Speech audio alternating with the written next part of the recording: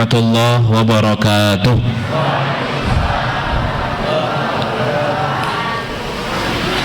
Alhamdulillahi falikil habbi wan nawa, khalikil abdi wa ma nawa, al-mutalli'i ala batinil dhamiri wa ma hawa, al-murshidi ala man dalla wa ghawa, ja'ilil malaikati rusula. Alhamdulillahi ahmaduhu subhanahu ala sarfil hammi wal jawa, hamdan man anaba war'awa. Asyhadu an la ilaha illallah wahdahu la syarikalah fima nasara wa toba. Asyhadu anna nabiyyana wa muallimana wa qudwatana wa uswatana Muhammad sallallahu alaihi wasallam tasliman katsira. Allahumma la sahla illa ma ja'altahu sahla wa anta in syi'ta taj'alul hazana sahla. Rabbi shrah li sadri wa yassir li amri wahlul 'uqdatam min lisani yafqahu qawli. Allahumma la taj'al musibatana fi dinina wa la taj'alid dunya akbara hammina wa la mablagha ilmina. Allahumma 'allimna ma yanfa'una wanfa'na bima 'allamtana wa zidna ilma wa jannibna ma yadurruna fi dinina wa dunyana ya arhamar rahimin. Amma ba'du. Ma'asyiral muslimin muslimat, hadirin hadirat, Bapak Ibu, sholihin sholihat yang dimuliakan Allah Ta'ala. Alhamdulillahirabbil alamin. Tiada sikap hati yang pantas kita ungkapkan di siang yang diiringi dengan rintik-rintik air hujan keberkahan dari Allah Subhanahu wa taala, melainkan ungkapan syukur kita kepada Allah Subhanahu wa taala. Allah yang memudahkan langkah kita semuanya hadir di tempat ini, Allah yang melunakkan hati kita, Allah yang meringankan ayunan tangan kita sampai ke tempat ini dalam keadaan mudah dan lancar. Ini semuanya adalah nikmat yang penting untuk kita syukuri bersama. Karena sesungguhnya tidaklah seorang hamba diberi nikmat oleh Allah Subhanahu wa taala kecuali pilihannya hanyalah bersyukur atas nikmat yang Allah berikan. Karena kehidupan seorang hamba beriman di dalam hidupnya hanya 3 saja, kata Ibnul Qayyim dalam sebuah perkataan beliau rahimahullah. Kalau diberi nikmat maka bersyukur, kalau diberi ujian maka bersabar, kalau melakukan kesalahan maka bertaubat. Maka nikmat yang luar biasa ini mari kita syukuri bersama dengan memuji zat yang memberikan nikmat, mengucapkan kalimat alhamdulillahi rabbil alamin, kemudian berusaha menjadikan nikmat ini selalu berada di atas jalan ketaatan Allah Subhanahu wa taala. Salawat dan salam semoga senantiasa tercurah limpahkan untuk Nabiullah Muhammad sallallahu alaihi wasallam, para keluarga, para sahabat, para tabi'in, para tabi'ut tabi'in, dan orang-orang yang senantiasa istiqomah di atas jalan kebenaran. Hadirin hadirat, sholihin sholihat, Bapak Ibu, saudara-saudari yang dimuliakan Allah Ta'ala. Alhamdulillahirabbil alamin, kami sangat bahagia bisa hadir di tengah-tengah Bapak Ibu di Desa Kali Kintung, ya, di Banjarnegara ini. Masya Allah, tabarakallah. Kami Al-Fakir dan rombongan datang dari Solo, semalam sampai di Wonolilo, Wonosobo, di tempatnya Ustadz Irfan Rizki Has. Kemudian tadi pagi malamnya kami singgah di Kejajar di Balai Dakwah Jogonegoro. Kemudian alhamdulillah tadi sempat singgah rafting sebentar sama anak-anak muda ini, Bapak Ibu, ya. Alhamdulillah sampai sini dengan selamat, dan tentu ini luar biasa kami bisa hadir di tempat ini pertama kali, ya, dan semoga bisa berlanjut di kemudian hari. Kalau ini pertemuan yang pertama, semoga ada pertemuan berikutnya. Kalau ini pertemuan terakhir, semoga pertemuan berikutnya di jannah. Amin Allahumma amin. Bapak Ibu yang dimuliakan Allah, kita akan memulai kajian pada siang hari ini dengan sebuah perkataan ulama besar bernama Ibnu Athaillah As-Sakandari. Dalam kitab beliau Al-Hikam, beliau menuliskan satu kalimat yang menjadikan ulama-ulama setelah beliau membahas kalimat ini. Kita akan memulai kalimat ini untuk membuka kajian kita pada kesempatan yang mulia ini. Kalimatnya, kata beliau, arih nafsaka minat tadbir fama qama bihi ghairuka anka la takum bihi li nafsika. Arih nafsaka minat tadbir, istirahatkan dirimu dari kesibukan mengurus dunia. Fama qama bihi ghairuka anka, segala sesuatu yang telah dijaminkan untukmu, la takum bihi li nafsika, janganlah kamu sibuk mengurusnya. Ini kalimat luar biasa, hadirin. Kenapa saya katakan kalimat luar biasa? Karena ini pengingat untuk kita semua, orang-orang di zaman beliau rahimahullah dan orang-orang setelahnya, bahwa banyak di antara manusia yang sibuk mengurus hal-hal yang sudah dijamin dan justru melalaikan hal-hal yang belum dijamin. Banyak di antara kita ini yang sibuk ngurus sesuatu yang sudah dijamin. Apa sesuatu yang sudah dijamin? Rizki Allah sudah dijamin, dunia sudah dijamin, bagian hidup kita di dunia ini sudah dijamin sama Allah. Allah berfirman misalnya dalam surah Hud ayat ke-6, a'udzubillahi minasyaitonir rajim, wa ma min dabbatin fil ardi illa 'alallahi rizquha, kata Allah. Dan tidak ada satupun binatang melata yang hidup di atas muka buminya Allah kecuali sudah dijamin rizkinya oleh Allah. Para ulama tafsir ketika mengartikan ayat ini, Pak, surah Hud ayat 6 ini saya lupa, ini orang-orang asing ya, jangan dipandang. Ini teman-teman dari Solo, kita 4 mobil tadi, Pak ya, yang 3 mobil gede, yang 1 mobil Innova, jadi agak ramai, 31 orang nih, Pak. Masya Allah ya. Memang teman-teman ngaji dari Solo ini punya kebiasaan ustadznya ngisi di mana diikuti, Pak ya. Jadi alhamdulillah sekalian nyoba nyari pahala silaturahim dengan sedulur muslim lainnya di berbagai daerah. Alhamdulillah, bi ni'matihi tatimmus shalihat. Saya lanjutkan nggih, Bapak Ibu yang dimuliakan Allah. Para ulama tafsir ketika membahas tentang kalimat wa ma min dabbatin fil ardi illa 'alallahi rizquha, tidak ada satupun binatang melata yang hidup di atas muka buminya Allah kecuali pasti sudah dijamin rezekinya. Para ulama mengatakan yang disebut Allah di dalam ayat ini adalah binatang melata. Binatang melata ngertos sih? Binatang yang berjalan dengan perut, bukan dengan kaki. Yang berjalan dengan perut, ular, cacing, dan sejenisnya. Yang berjalan dengan perut saja rezekinya dijamin sama Allah, apalagi yang dikasih rezeki tangan, yang dikasih rezeki kaki, apalagi yang bukan binatang. Manusia itu makhluk Allah paling sempurna, pasti sudah diatur rezeki dan sudah diberikan oleh Allah jaminan rezekinya ya. Makanya hari ini dimuliakan Allah, banyak di antara orang yang dia khawatir pada hal-hal yang sudah dijamin, dan dia tidak mengkhawatirkan hal-hal yang belum dijamin. Surga neraka kita ini belum dijamin, Bapak Ibu. Hisab kita belum jelas, urusan kubur kita belum menentu. Sedangkan kita ini seringkali sibuk ngurus hal-hal yang sudah dijamin, lupa sama hal-hal yang belum dijamin. Allah berfirman misalnya dalam surah Ar-Rum di ayat yang ke-40, Allah Subhanahu wa taala berfirman, a'udzubillahi minasyaitonir rajim, huwallazi Allahulladzi khalaqakum ya, Allahulladzi khalaqakum summa razaqakum summa yumitukum summa yuhyikum. Allahulladzi, Allah adalah zat. Allah memperkenalkan dirinya di dalam ayat ini.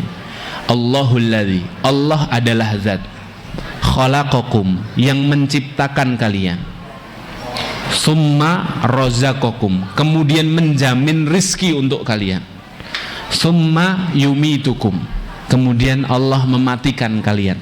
Lihat, antara menciptakan, menghidupkan, dan mematikan ada apa? Menjamin rizki, Pak. para ulama tafsir ketika mentafsirkan dan menjelaskan surah Ar-Rum ayat 40 ini, mereka berkata Allah letakkan jaminan rizki antara hidup dan mati. Ini artinya apa? Artinya ketika Allah menciptakan makhluknya, menciptakan kita sebagai manusia, hambanya Allah, ketika itu pula Allah menjamin rizki kita. Sampai kapan? Sampai meninggal. Makanya salah satu sifat kematian yang disebutkan para ulama itu, ya, kematian itu selalu beriringan dengan rizki, Pak. Rezeki kita belum akan habis sampai kita mati. Maka kalau kita ini belum mati, maka masih ada jatah rezeki buat kita, Pak. Kalau kita pagi-pagi bangun melek, ya, bangun sebelum subuh, lo kok bangun, berarti masih ada jatah rezeki kita hari itu. Bahkan Imam Al-Hasan Al-Basri rahimahullah ta'ala, ulama tabi'in, beliau mengatakan malaikat maut mendatangi kita ini setiap hari 3 kali, Pak. Jadi malaikat maut itu ngampiri rumah kita setiap hari 3 kali dengan membawa catatan rizki. Diizinkan Allah bawa catatan rizki untuk kemudian dilihat, fulan ini yang rumahnya Kali Gendong ini, yang rumahnya A ini, jalan ini, dilihat masih ada jatah rezekinya enggak hari ini. Kalau masih dilewati, Pak, berarti belum hari ini dicabut nyawanya, ya, masih ada kesempatan karena masih ada rizkinya, ya. Dan begitulah rizki. Rizki ini beriringan dengan ajal. Seseorang belum akan dimatikan Allah sampai semua rizkinya diberikan. Maka kalimat Allahul ladzi khalaqakum summa razaqakum summa yumitukum, Allah lah yang menciptakanmu, kemudian menjamin rizkimu, kemudian mematikanmu, menunjukkan kepada kita jangan pernah khawatir tentang rizki yang telah Allah berikan ke dalam hidup kita, karena itu jaminan Allah. Selama kita masih bisa menyambung nafas, selama kita masih bisa membuka mata, maka disitulah ada rizki kita, Pak. Ada cerita dari seorang ulama salaf. Suatu hari ulama ini, ya, berjalan di sebuah jalan di malam hari, hadirin. Dia tidak tahu kenapa kok pingin banget lewat jalan ini. Dia tidak tahu sebabnya. Kreteknya itu pingin sekali lewat jalan ini. Kemudian jalan, ternyata di tengah jalan kanan kirinya jurang, hadirin. Di tengah jalan dia dengar suara teriak-teriak orang. Tolong, minta tolong, tolong, dicari sumber suara dekat situ. Ternyata di bawah jurang yang sangat dalam 5-6 meter ada seorang yang minta tolong. Akhirnya dia segera pulang, ambil dadung, ambil tali, dilempar ke bawah, ditolong orang ini. Setelah itu orang ini selamat. Orang ini terengah-engah, didudukkan sama ulama ini, kemudian dikasih 1 gelas air minum, hadir. Diambil 1 gelas, fulan kamu minum dulu biar tenang. Diminum, hadirin. Setelah diminum lega, ditanya sama ulama ini, gimana ceritanya kamu kok bisa blesek di jurang itu, kok bisa jatuh di jurang sedalam itu, gimana ceritanya? Kemudian dia mulai bercerita, tadi aku melalui jalan ini, aku tidak tahu gimana tiba-tiba masuk saja ke jurang itu. Aku sudah minta tolong berjam-jam, tidak ada satupun orang yang lewat, sampai akhirnya engkau datang, wahai Tuhan, untuk menyelamatkanku. Ya sudah, sekarang habiskan dulu minummu biar kamu tenang, kata ulama ini. Kemudian si fulan ini habis minum, Pak. Habis minum dia tanya kepada ulama ini, di titik mana kamu tadi mendengar suaraku? Di sebelah situ loh, kayaknya kamu jatuhnya di sebelah situ. Akhirnya si pemuda ini, orang ini, dia ingok-ingok lagi di titik di mana dia jatuh, hadir. Pas dia ngingok-ngingok ke bawah gini, ngelundung lagi, hadir. Jatuh lagi. Dan jatuhnya dia kedua kali membuat dia meninggal dunia, hadir. Jadi yang pertama tidak meninggal, hadir. Yang kedua meninggal. Ulama tadi berkomentar, subhanallah, Allah memperjalankanku di jalan ini untuk menyelamatkan orang ini, hanya untuk mengantar rizki terakhirnya. Apa rizki terakhirnya? Segelas air putih, hadirin. Karena ada rezeki yang sudah ditulis Allah di Lauhil Mahfud bahwa orang ini masih punya segelas air putih, belum dimatikan pada keterjatuhannya yang pertama. Setelah itu meninggal, hadirin. Ya.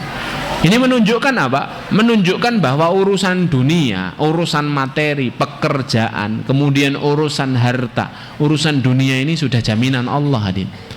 Tidak perlu begitu kita risaukan, karena sudah dijamin sama Allah.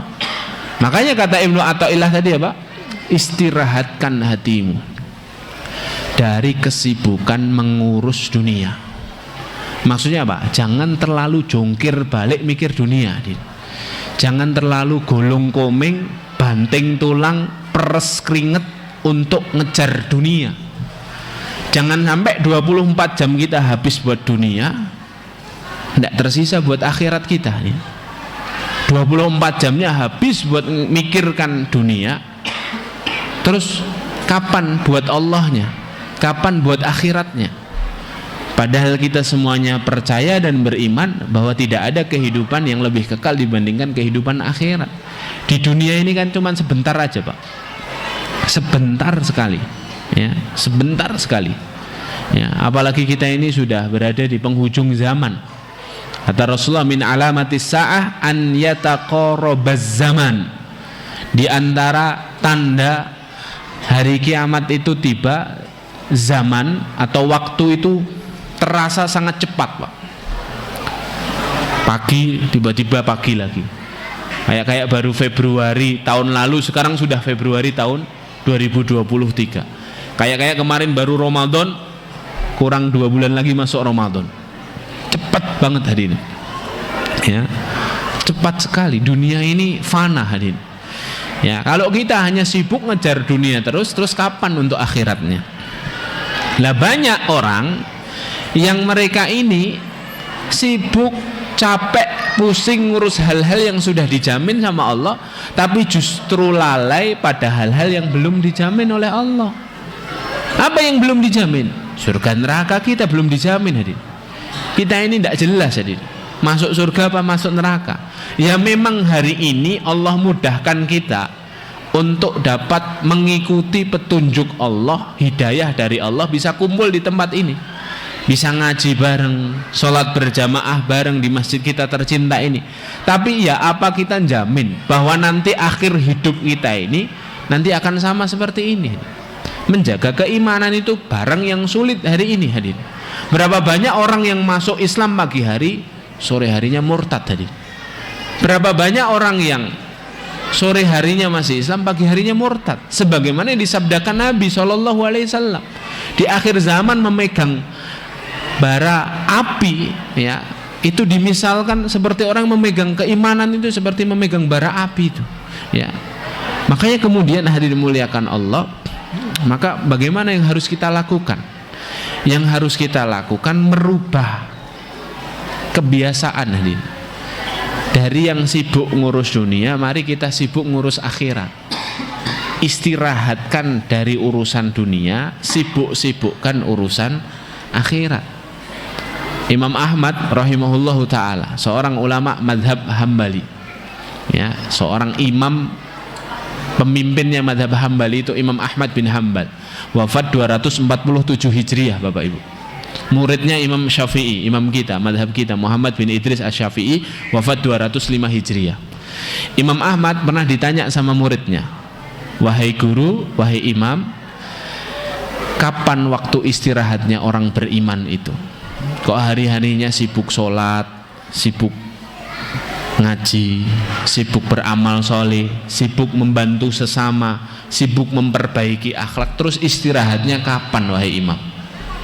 Kata siapa? Kata muridnya Imam Ahmad bin Hanbal. Apa jawaban Imam Ahmad? Masya Allah. Jawaban Imam Ahmad, istirahatnya seorang mukmin adalah ketika kakinya telah menginjakkan surga. Jadi kalau kita belum sampai surga, belum istirahat tadi. Capek-capek dulu enggak apa-apa. Istirahatnya nanti di surga, Pak. Sekarang gulung koming ngurus akhirat dulu enggak apa-apa. Hujan-hujan berangkat ngaji enggak apa-apa. Ya, sebagian harta disisakan untuk sedekah enggak apa-apa. Sholat 5 waktu dijaga walaupun dingin yang sangat menggigil, berangkat sholat subuh berjamaah enggak apa-apa. Kenapa? Karena istirahatnya seorang mukmin itu bukan di dunia. Istirahatnya seorang mukmin itu di surga. Sekarang ini waktunya beramal, waktunya capek-capek, karena kita tidak pernah tahu kapan kita meninggal. Hadirin, salah satu sifat kematian, selain sifat yang kami sebutkan tadi ya, kematian beriringan dengan rizki seseorang. Salah satu sifat kematian yang disebutkan para ulama, kematian itu selalu datang tiba-tiba, Pak. Kematian itu punya sifat. Sifatnya apa? Selalu datang tiba-tiba. Tidak menunggu kata siap, tidak menunggu kita bertobat tadi. Tidak siapnya kita menghampiri kematian sebagaimana tidak siapnya kita mendapatkan kabar ibu kandung kita meninggal dunia. Setidak siap itu. Mati itu tidak nunggu kita siap dulu, adik. Mati tidak nunggu kita soleh dulu, tidak, adik.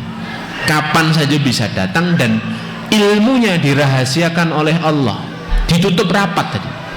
Tidak pernah dapat notifikasi dari WA kan kita, Mas gue matimu rong dinoneh, kan tidak ada, adik. Ditutup rapat ilmunya sama Allah. Buka surah Luqman ayat 34. Wa ma tadri nafsun madza taksibu ghadan wa ma tadri nafsun bi ayyi ardin tamut. Tidak ada yang tahu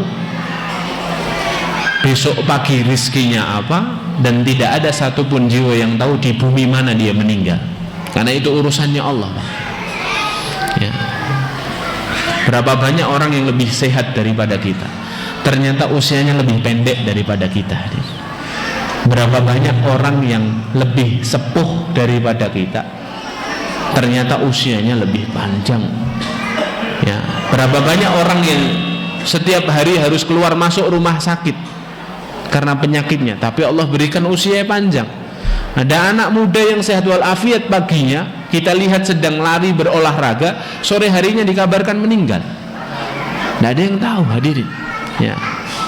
Bahkan kekasih Allah Rasulullah SAW pun dirahasiakan untuk beliau ilmu kematian itu. Rasulullah itu kan mulai sakit dari Jumat, hadirin. Jumat sakit, manggil istri beliau Aisyah. Ya Humairah, ya Aisyah, kabarkan ayahmu agar menggantikanku imam rawatib, karena Rasul sudah sangat sakit, parah sakitnya beliau, sudah tidak mampu lagi berangkat ke masjid. Ibunda Aisyah sempat menolak, la ya Rasulullah innahu rajulun raqiq, jangan ya Rasulullah, ayahku itu seorang yang mudah menangis, nanti kalau ngimami dikit-dikit nangis, kasihan jamaahnya keganggu. Kata Rasulullah apa? La, tidak, tetap ayahmu yang menjadi imam penggantiku. Maju Abu Bakar. Jumat imam Masjid Nabawi Abu Bakar, Sabtu masih sahabat Abu Bakar, Ahad masih sahabat Abu Bakar, Senin subuh sahabat Abu Bakar sudah maju, dia sudah dikumandangkan iqamah, jamaah sudah rapat, makmum sudah rapat. Tiba-tiba pintu rumahnya Rasulullah dari sisi kiri Masjid Nabawi buka, hadirin, buka. Sosok yang dicinta dan dirindu oleh semua sahabat radhiyallahu anhum keluar dari rumah beliau sallallahu alaihi wasallam. Semua sahabat berdegup kencang hatinya karena apa? Karena kerinduannya yang memuncak 3 hari tidak ketemu Rasulullah, hadirin. Ketemu sosok Rasulullah sallallahu alaihi wasallam itu mereka begitu rindu. Dalam hati mereka, alhamdulillah Rasulullah sembuh, alhamdulillah Rasulullah bergabung lagi bersama kami. Ikut berjamaah dengan para sahabat tadi Senin subuh. Sampai sahabat Anas bin Malik radhiyallahu anhu berkata, tidak ada hari yang paling indah dalam kehidupan kami di kota Madinah melainkan ketika kami melihat kembali Rasulullah sembuh, keluar dari rumahnya ikut berjamaah bersama kami sholat subuh.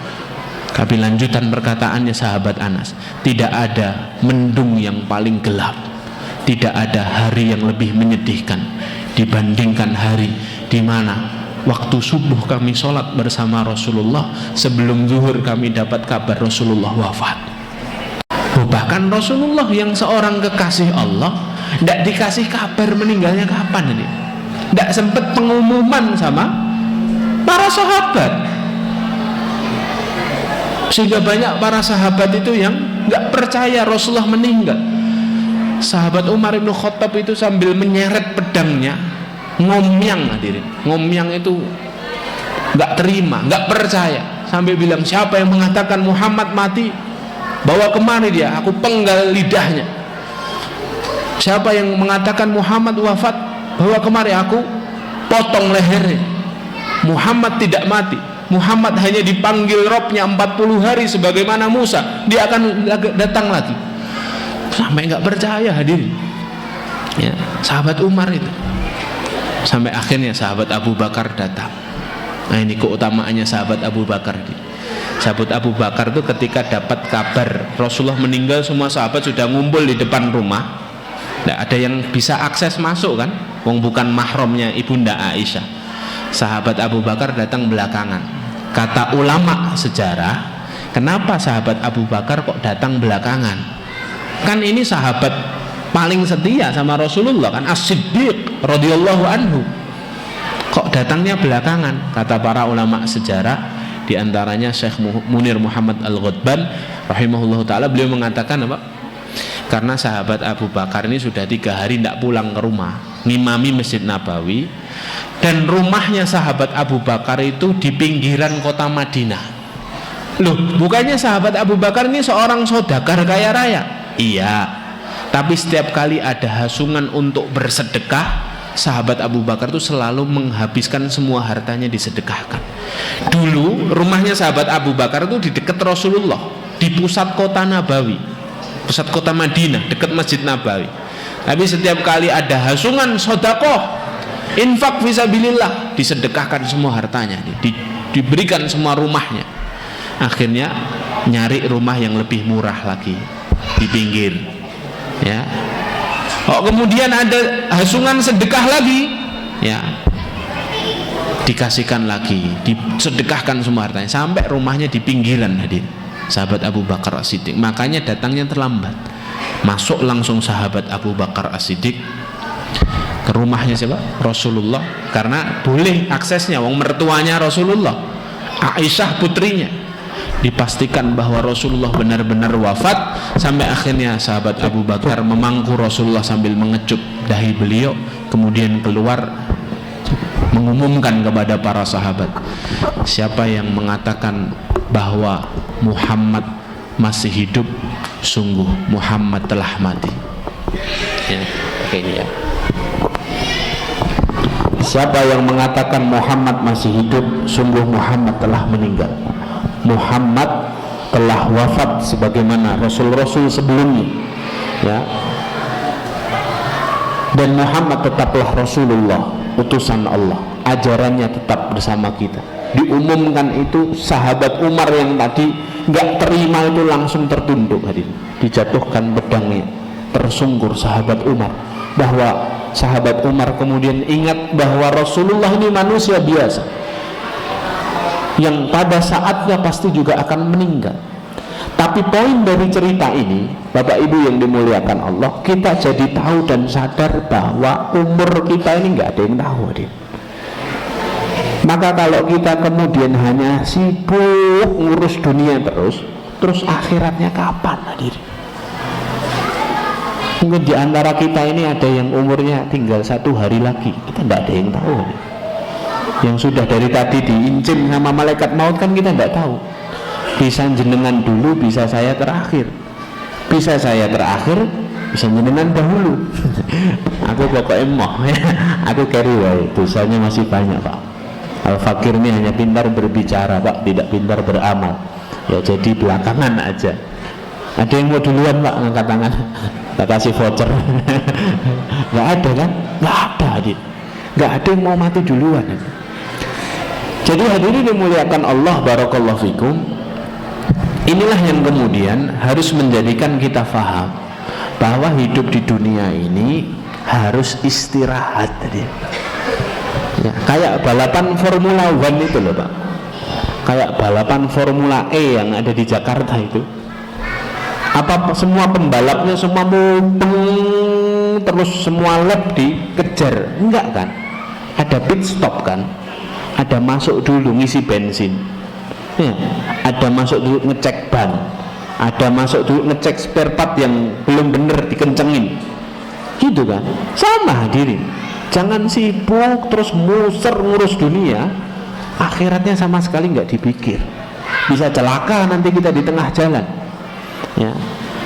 Lah maka kemudian Ibnu Athaillah Sakandari mengatakan, arih nafsaka minat tadbir, istirahatkan dirimu dari kesibukan ngurus dunia. Jangan terlalu sibuk. Loh, berarti tidak usah mikir dunia, Ustaz. Tidak usah berangkat ke ladang, Ustaz. Tidak usah kemudian jual barang panen kita, Ustaz, ke kota. Bukan itu maksudnya, hadir. Al-Quran hanya meminta kita untuk memberikan porsi besar untuk akhirat. Dunianya sedikit saja.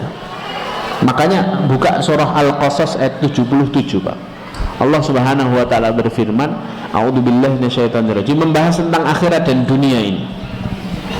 Allah berfirman, a'udzubillahi minasyaitonirrajim, wabtaghi fima atakallahu darul akhirah wa la tansa nasibaka minad dunya. Carilah pahala akhirat dari semua yang Allah datangkan dalam hidupmu. Pekerjaan, rumah, kendaraan, anak, istri, pertemanan, semua yang hadir dalam hidup kita. Apa kata Allah?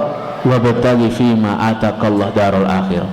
Cari pahala akhiratnya. Tapi tidak berhenti sampai situ ayatnya. Ada komanya. Wala tansa nasibaka minad dunya. Tapi jangan lupakan bagian duniamu. Artinya dunia tetap harus diambil, tapi bukan semuanya, hadirin. Bukan jadi orientasi hidup. Orientasinya tetap akhirat, tapi tidak meninggalkan dunia. Dunia tetap diambil secukupnya sebagai modal untuk masuk ke dalam surganya Allah, ya. Jadi tetap kita harus hidupnya enak, hadirin. Tetap harus punya rumah yang nyaman, tetap harus berusaha punya kendaraan yang nyaman, tapi bukan untuk ngejar dunia, untuk ngurus akhirat. Nah makanya hadirin dimuliakan Allah, perkataan Imam Ahmad tadi rahimahullah yang mengatakan istirahatnya seorang mukmin itu nanti ketika kakinya sudah menginjakkan jannah, ini inspiratif sekali. Ini harus menjadi satu semboyan hidup kita, hadirin, bahwa kalau istirahatnya nanti di surga, berarti di dunia ini capek-capek dulu tidak apa-apa. Bahkan para ulama mengatakan ada 5 amalan yang mana kelima amalan ini tidak boleh mengenal kata henti. Harus dilakukan terus. Sakit, sehat harus dilakukan, tidak boleh mengenal kata henti. Kaya, cukup harus dilakukan. Sendirian atau di depan banyak orang, 5 amalan ini tidak boleh mengenal kata henti. Apa? Tidak boleh mengenal kata henti. Harus dilakukan sepanjang nafas kita masih berhembus. Kapan terakhir melakukan 5 ini? Nanti kalau sudah sakaratul maut. Ini mulai balik sampai sakaratul maut, semuanya dicatat sama Allah. Maka 5 amalan ini tidak boleh mengenal kata henti, ya. Ini insya Allah sudah balik semua, ya Pak. Masa balik dimulai sejak kapan, Pak, Bu? Kalau dalam madhab kita, madhab Syafi'i, masa balik dimulai kalau laki-laki sejak dia mimpi basah, Pak. Sejak apa? Mimpi basah di atas usia 9. Udah sejak 9 tahun kok mimpi basah, nah di situ mulai balik. Kalau laki-laki. Kalau perempuan sejak dia haid, keluar darah haid di atas usia 9 tahun. Lah kalau belum pernah mimpi basah, Ustaz, saya punya anak laki-laki, ditanya, "Us mimpi basah le?" Mimpi basah itu piye to, Pak? Ngompol. Ya. Bukan le, mimpi basah, mboten mudeng, Pak. Belum mimpi basah. Yang perempuan, anak perempuan kok belum haid sampai usia 15, jalan 16 dia sudah dihitung balik, Pak.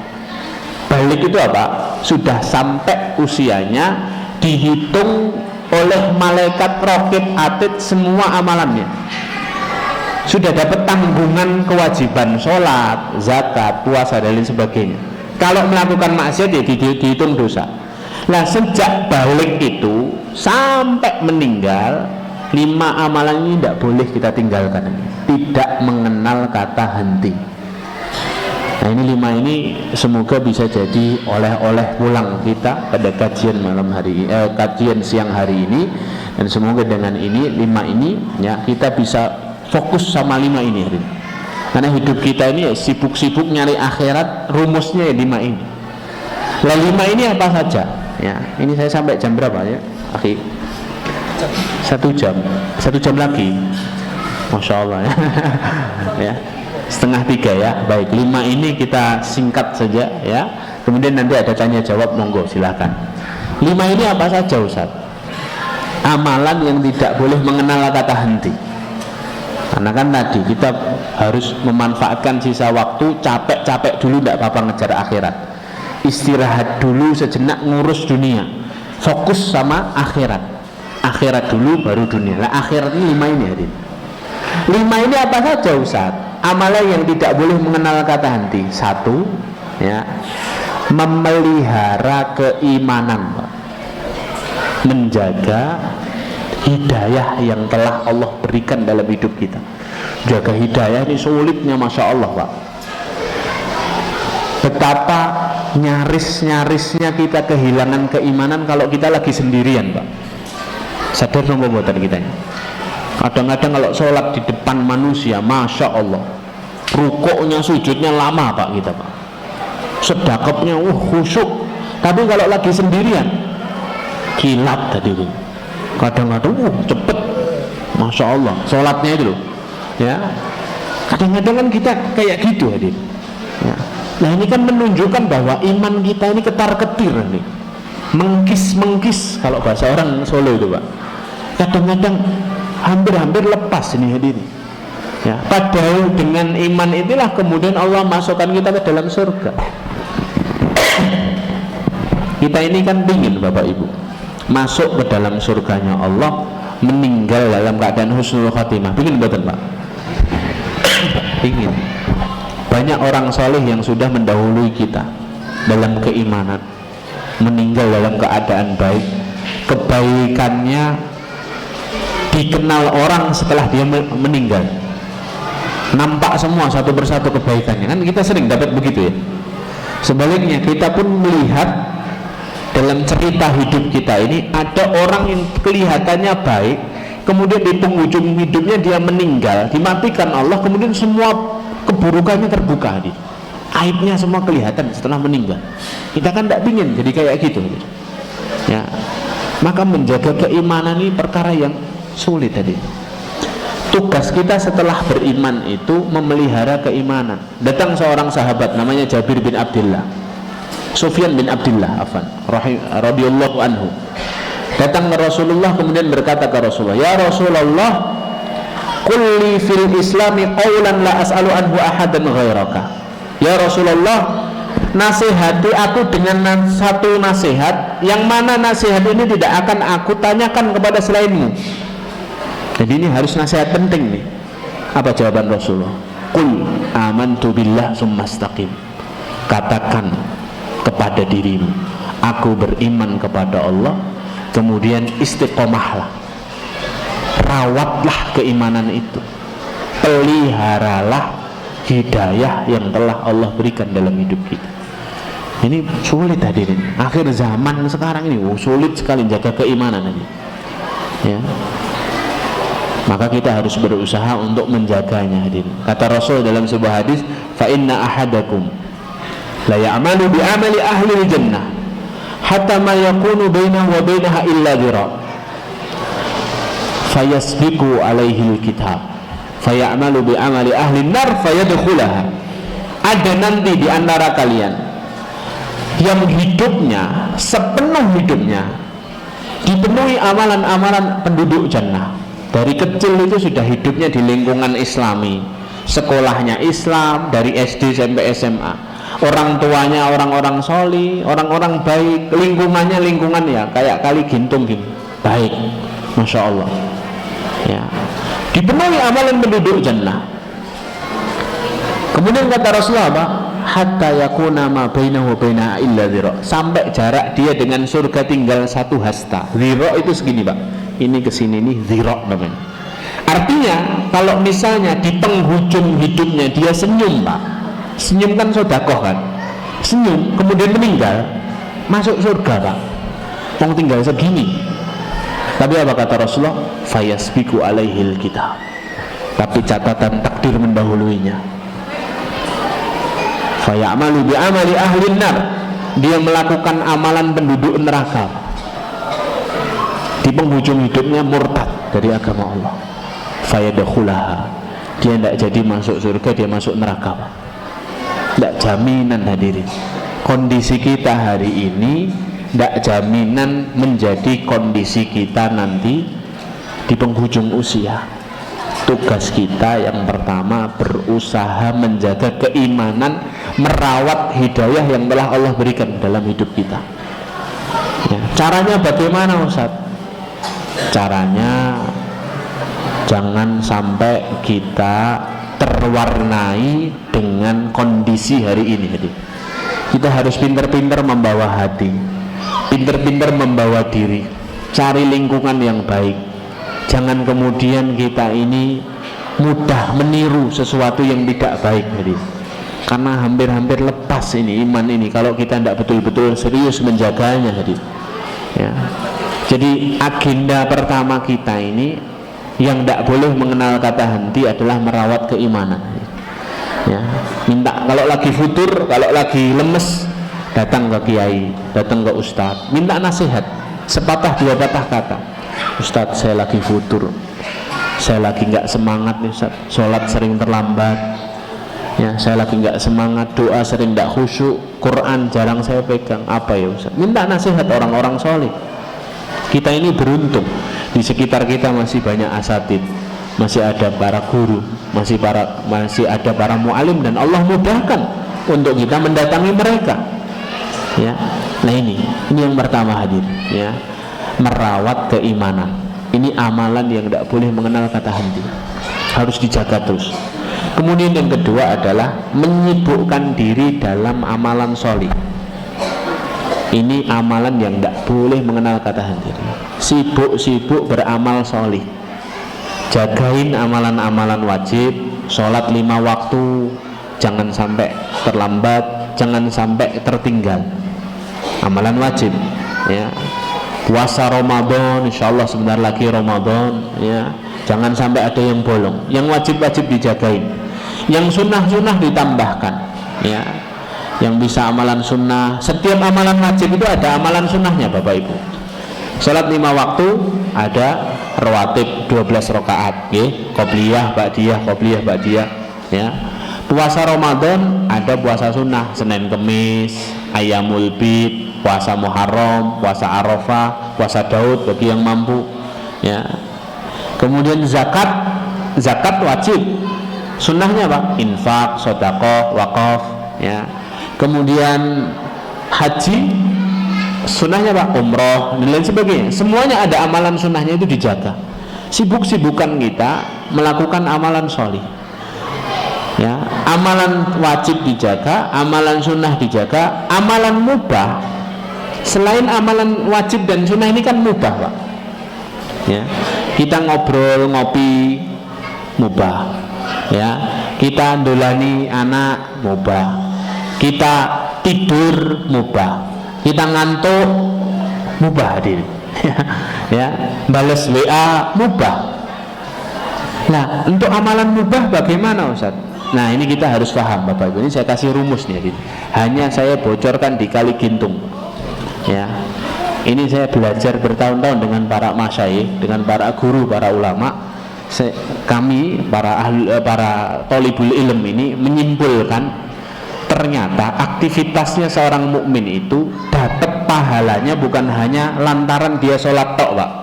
Sholat kalau khusyuk dapat pahala, bukan lantaran hanya ketika dia sodakoh bantu orang, orangnya senang dapat pahala. Bukan hanya ketika dia puasa tok, nahan makan, amarah, hawa nafsu dari subuh sampai maghrib. Bukan hanya itu. Ternyata semua aktivitasnya seorang mukmin itu bisa jadi pahala kalau kita tahu rumusnya, Pak. Makan jadi pahala, minum jadi pahala, melihat, ngelamun bisa jadi pahala, Pak. Duduk tok di depan rumah layah-layah sambil nyeruput kopi tubruk dapat pahala, Pak. Caranya gimana, Ustaz? Saya kasih tahu rumusnya, Pak. Ini serius, Pak. Ya. Ini tidak main-main ini, ya. Rumusnya kata para ulama, semua aktivitasmu bisa jadi pahala kalau memenuhi 3 syarat. Syarat yang pertama, menata niat. Niatnya harus benar. Ngelamun di depan rumah itu bisa jadi pahala kalau niatnya benar, Pak. Loh, niatnya apa, Ustaz? Niatnya antara 2, ngerjakan perintah atau meninggalkan maksiat, Pak. Ngelamun kan bukan perintah, Ustaz, berarti meninggalkan maksiat. Ya Allah, saya ngelamun di depan rumah, ya Allah, niatnya untuk tarkul maksiat, meninggalkan maksiat. Karena kalau saya ikut nimbrung malah dikira ghibah nanti. Jadi duduknya saya ini untuk meninggalkan maksiat. Maka ini rumus sekaligus, Pak. Kalau kita datang ke pengajian seperti ini, niatnya didobelkan, Pak. Selain kita niatnya tholabul ilmi, niatnya meninggalkan maksiat. Karena kita tidak tahu kalau di rumah kita ngapain, ya.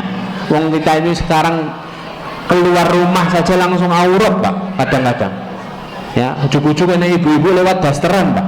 Ya, lihat kanan aurat, lihat depan, lihat HP, Pak. Buka YouTube, set YouTube, tek, tausiah Ustadz Adi Hidayat, klik, ya. Baru mau play, iklan dulu 15 detik, perempuan joget-joget, Pak. Padahal mau ngeliatin tausiah loh, ya. Kita ini sulit untuk terhindar dari maksiat. Nah, maka apapun aktivitas, yang pertama syaratnya tata niat. Kalau tidak ngerjakan perintah, tinggalkan maksiat. Ya, ngopi, ya Allah, saya ngopi untuk meninggalkan maksiat, ya Allah. Karena kalau saya tidak ngopi malah pikiran saya kemana-mana nih, ya Allah. Nah, jadi pahala kan? Nata niat. Syarat kedua, sertakan Allah sebelum, ketika, dan setelah beraktivitas. Sebelum aktivitas apapun ucapkan Bismillah, sertakan Allah, libatkan Allah. Selesai beraktivitas, Alhamdulillah. Ketika beraktivitas, zikrullah, subhanallah, astagfirullahaladzim, astagfirullah. Ya, nganter anak sekolah, keluarkan motor, Bismillah.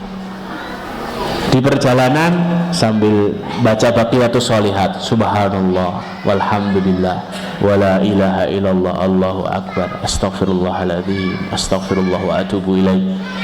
Kemudian selesai nganter, ucapkan Alhamdulillah. Libatkan Allah dalam setiap aktivitas biar dapat pahala, Pak. Syarat kedua, sertakan Allah, libatkan Allah.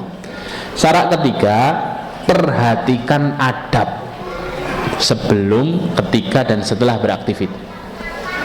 Adab, Pak. Semua yang kita lakukan 24 jam ada adabnya dalam Islam, Pak. Rasulullah membersamai sahabat 23 tahun, 24 jam. Itu untuk menampilkan adab terbaik di hadapan sahabat. Maka semua aktivitas kita ini ada adabnya, Pak. Pakai baju ada adabnya, ngomong ada adabnya, ya kan? Melihat, memandang ada adabnya, ya. Minum, makan ada adabnya, berjalan ada adabnya, masuk rumah Allah ada adabnya, bertamu ada adabnya, bertetangga ada adabnya, semua ada adabnya. Tinggal kita mau tidak mempelajari adab itu satu persatu dan mengamalkannya. Nah, kalau memenuhi 3 ini, hadirin, ya, insya Allah semua aktivitas kita jadi pahala. Sibuk beramal soleh akhirnya, tidak sia-sia waktu kita, ya. Maka pastikan setiap hembusan nafas kita ini berpahala di sisi Allah.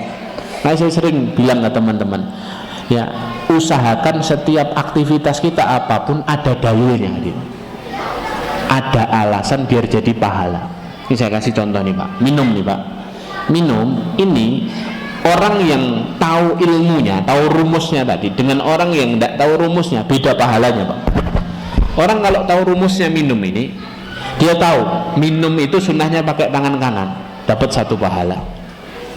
Duduk dapat 2 pahala. Sebelum minum bismillah dapat 3 pahala.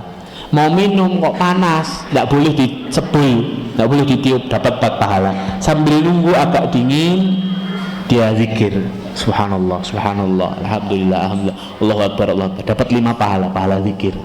Sudah agak dingin, Rasulullah melarang kita minum 1 tenggak, nggak boleh langsung glek glek glek glek glek. Kasih 3 kali jeda, 3 kali nafas, dapat 6 pahala, Pak. Sudah minum, tutup, alhamdulillah, dapat 7 pahala. Sudah? Belum, masih ada 1 pahala lagi. Apa? Ucapkan jazakumullahu khairan kepada istri kita yang menyiapkan, kepada anak kita yang menyediakan. Masya Allah, ada 7, minimal 7 pahala dalam 1 gelas ini. Nah kalau tidak tahu ilmunya, wes minum tangan kiri, ngadeg, nggak bismillah, glak-glek, glak-glek, glak-glek, nggak panas, nggak dingin diminum, nggak dapat pahala sama sekali. Cuman menghilangkan dahaga tok. Kalau orang beriman ndak hadir. Nah ini mantap nih suaranya nih. Tes kedengaran nih. Nah ini lebih ndak menggema ini Pak. Kalau orang beriman bagus gini kayaknya Pak. Ini kurang naik. Oh ini juga tuh. Iya. Baik.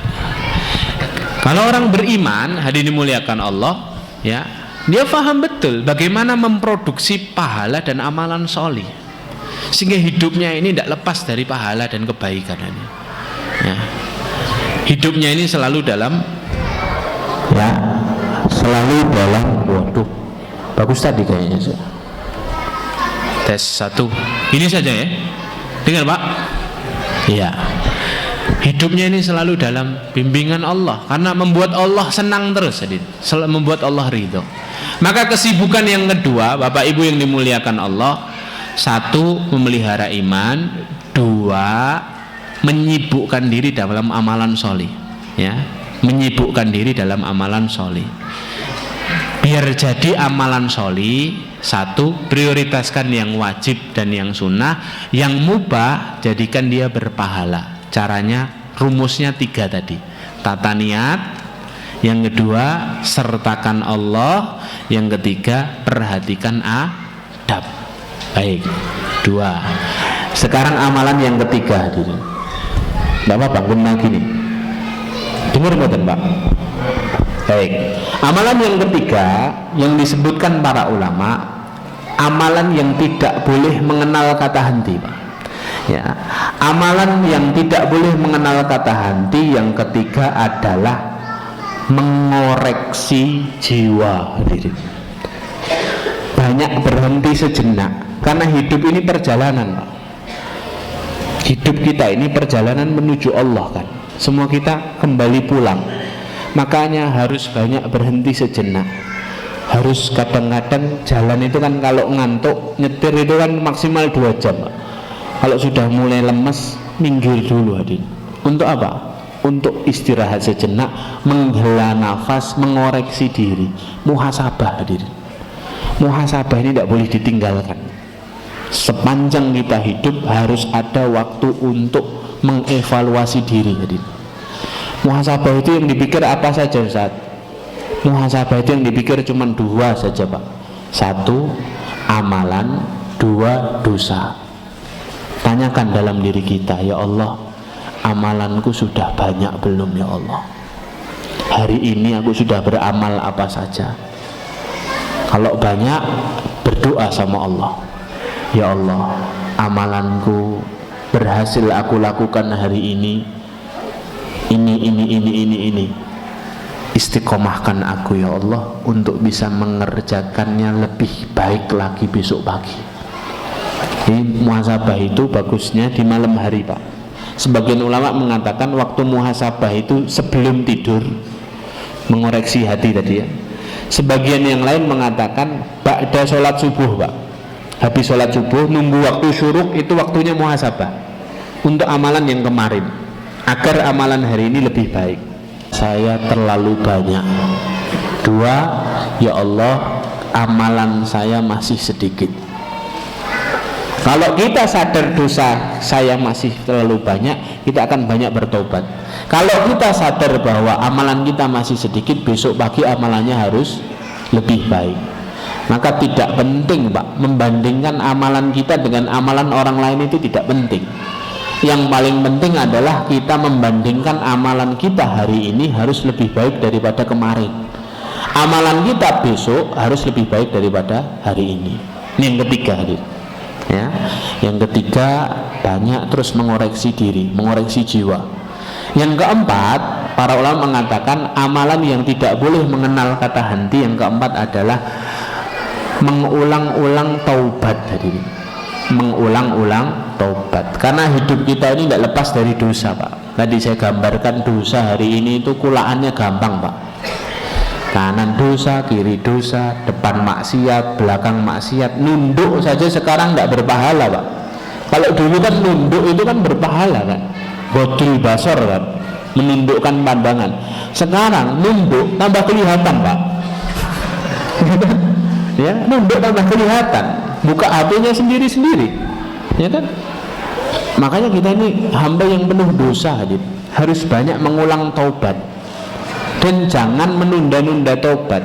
Ibnu Jauzi itu mengatakan dalam kitab beliau Talbis Iblis, beliau mengatakan panah beracunnya setan yang paling berbahaya itu bukan menggoda orang agar berzina. Panah beracunnya setan yang paling berbahaya bukan mengajak orang untuk mencuri harta saudaranya. Panah beracunnya setan yang paling berbahaya bukan menjadikan orang membunuh saudaranya. Tapi panah beracunnya setan yang paling berbahaya adalah panah taswif. Apa panah taswif? Saufa, menggoda manusia untuk berkata nanti dulu, menunda-nunda amal soleh, menunda-nunda tobat. Nanti dulu tobatnya, kemarin kan kamu habis tobat, nunggu dulu dosamu numpuk banyak biar tobatmu nasuha, kata apa? Kata setan ngasih tausiah Pak, ya.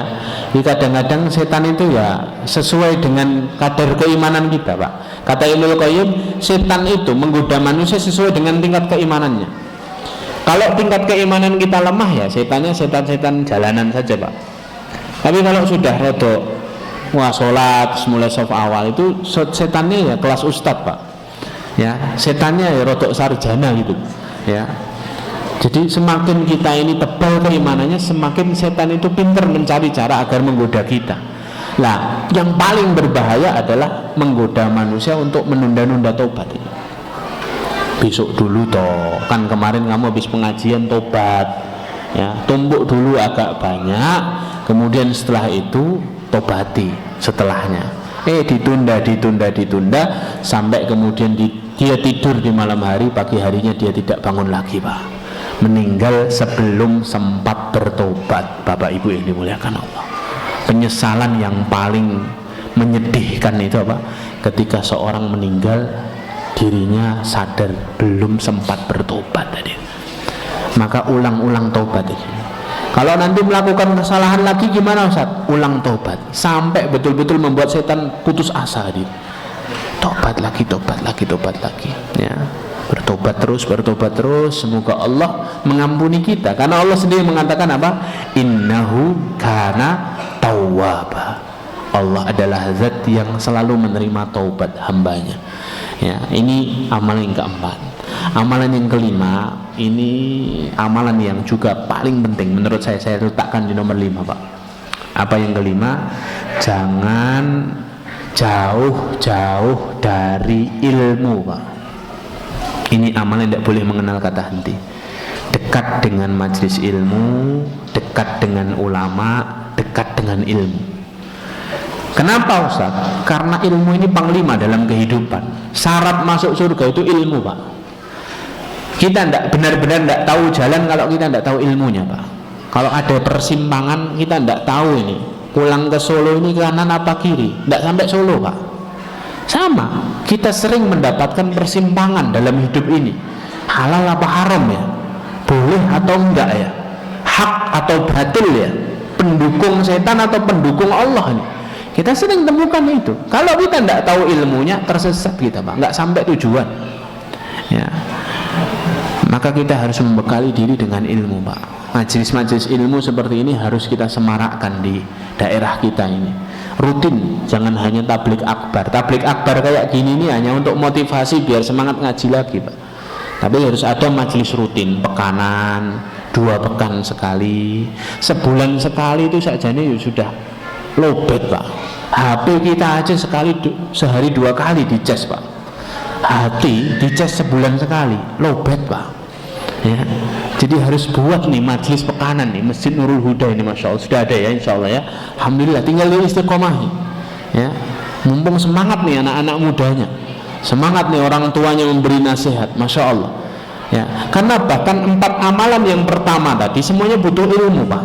Memelihara keimanan butuh ilmu, gitu. Menyibukkan diri amalan soleh biar kita tahu amalan soleh, rumus-rumus jadi pahala tadi butuh ilmu. Ya. Muhasabah diri biar kita tahu ini dosa loh, harus dimuhasabahi, harus dihentikan, butuh ilmu. Ya, memperbarui tobat agar tobat diterima Allah, syarat tobat apa saja butuh ilmu, hadir. Maka ilmu ini tidak boleh lepas dalam kehidupan kita, minal mahdi ilal lahdi. Sejak kita ditimang sampai kita masuk liang lahat, hadir. Tidak ada kata terlambat dalam menuntut ilmu, hadir. Yang belum bisa baca Quran dengan lancar, tidak apa-apa, pelan-pelan baca Quran ini. Kemarin sore kami dan rombongan ini, Bapak Ibu, ini saya cerita ya, mampir sebelum ke sini, kami mampir di sebuah pesantren tunarungu dan tunawicara, Pak, di Sleman. Muridnya ada sekitar 120 orang. Semuanya tidak ada yang bisa bicara, tidak ada yang bisa dengar, Pak. Mereka hari-harinya, Pak, ngafal Quran, Pak. Pijal terus caranya. Tidak bisa ngomong, ngafal Quran pakai isyarat, Pak, pakai isyarat. Al-Fatihah mereka hafal isyarat, bukan kata per kata, Pak, huruf per huruf, Pak. Bismillah itu ngafalnya suwe, Pak. Kalau kita kan Bismillah tinggal Bismillah. Kalau mereka ba, sin, mim, alif, lam, ha, baru Bismillah, Pak. Dan pakai isyarat. Ditunjukkan kepada kami, ayo baca Al-Fatihah, mereka begini-begini. Kita kan gampang Al-Fatihah, terus disuruh nulis pelan-pelan, adik. Kami datang ke sana derdek, Pak. Ya, sedih semua kita ini sama diri kita sendiri. Kita dimudahkan Allah untuk bisa belajar, dimudahkan Allah untuk bisa ngafal, dimudahkan Allah untuk berguru dengan para asatid, mudah, Pak. Tinggal model dengkul tok, datang ke majelis gratis, kadang-kadang dikasih snack malah. Kurang apa kita ini? Ya. 2018, Pak, saya ke Myanmar, Pak. 2018 menerima pengungsi-pengungsi Rohingya yang diusir dari Myanmar. Saya di perbatasan Bangladesh. Itu Masya Allah, Pak, di pengungsian itu saya melihat dengan mata kepala saya sendiri, Pak. Sempat-sempat ngafal Quran, Pak, mereka ini. Untuk jaga Qurannya itu masih sempat ngafalin Quran. Ada yang setoran ke saya juga, Pak. Padahal kondisinya di pengungsian, Pak, di pinggir pantai, diusir dari negerinya, kampungnya dibakar, Pak, sama orang-orang yang tidak suka Islam. Ya. 2020 saya ke Cina, Pak. 2020 saya ke Cina, masuk ke daerahnya orang-orang Uighur, Pak. Orang Uighur hari ini, Pak, tidak ada satupun yang boleh sholat, Pak. Masjid ditutup, dikembok, ya, sebagian dihancurkan. Kalau ada orang Uighur ketahuan sholat, Pak, walaupun hanya dengan isyarat, ditangkap, Pak, dimasukkan penjara, disiksa, Pak. Kita, masjid kita karpetnya tebel, ornamennya menarik, azannya kenceng. Azan tidak boleh lagi, Pak, di sana, Pak.